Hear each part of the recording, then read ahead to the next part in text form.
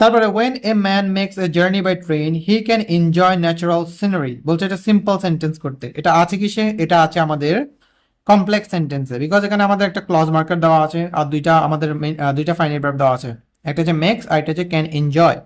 নাও আমরা আমরা প্রত্যেকবারই বলি যে ইন্ডিপেন্ডেন্ট ক্লজকে আমরা পরিবর্তন করতে পারবো, ইন্ডিপেন্ডেন্ট ক্লজ এর ভার্বকে আমরা পরিবর্তন করতে পারবো না, আমরা সাবঅর্ডিনেট ক্লজ এর ভার্বটাকে পরিবর্তন করে নন ফাইনাইট বানাতে হবে, বিকজ আমাদের সিম্পল সেন্টেন্স যে কোনো একটা ফাইনাইট থাকতে পারবে, একটা ফাইনাইট ভার্ব থাকতে পারবে। আচ্ছা, যারা বুঝি না যে ফাইনাইট ভার্ব কি নন ফাইনাইট ভার্ব কি, এক্ষেত্রে আমাদের চ্যানেলে একটা ভার্ব নিয়ে একটা ক্লাস দেওয়া আছে, এখানে পুরোপুরি বিস্তারিত আলোচনা করা আছে ফাইনাইট ভার্ব কি নন ফাইনাইট ভার্ব কি। সেই যারা বুঝি না যে ফাইনাইট ভার্ব কি নন ফাইনাইট ভার্ব কি তারা ওই ক্লাসটা দেখতে পারে, রাইট? ওকে, তাহলে আমরা জানি যে সিম্পল সেন্টেন্স যে কোনো একটা ফাইনাইট ভার্ব থাকতে পারবে। ওকে, তো আমাদের এই ভার্বটা কি বানাতে হবে? Non finite verb, right? Okay, এক্ষেত্রে যদি হোয়েন দেওয়া থাকে, হোয়েন দ্বারা কি বোঝায়? হোয়েন দ্বারা সময় বোঝায়, রাইট? তাহলে হোয়েনের জন্য আমরা কি লিখতে পারি? During.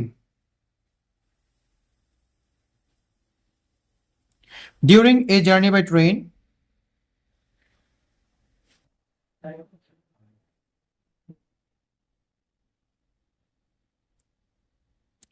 during a journey by train he can enjoy natural beauty, natural scenery,